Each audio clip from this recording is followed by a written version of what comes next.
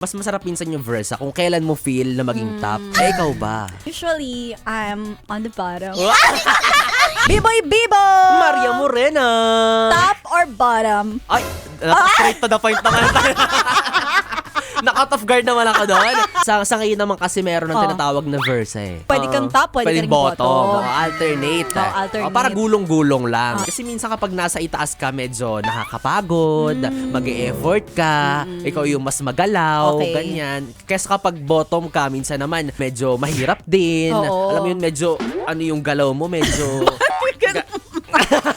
So, Correct. mas masarap minsan yung versa kung kailan mo feel na maging top, kailan mo feel maging bottom. Eh, ikaw ba? Usually, I'm on the bottom. Kasi nga, minsan pagod ako. Ako dito, bottom na talaga ako. Wala akong ibang choice. Walang ibang gagawin. Di na ako gagalaw. Dito lang ako. Kapag ikaw yung top, ingay. Maingay, mahirap gumalaw. Oo, tapos minsan... Naglalangit kita talaga.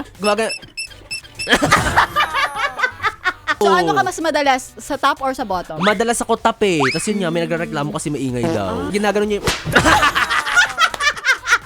Pero ano mas masarap, top or bottom? parang meron pang mas mababa. Ang pinag-uusapan namin ng Biboy Bibo ay top or bottom sa double deck. Yung tinutukoy ko pinakababa yung papag. Kasi kahit naman gumulong-gulong ka doon, di ba? Wala kang Correct. makakabala. Oo.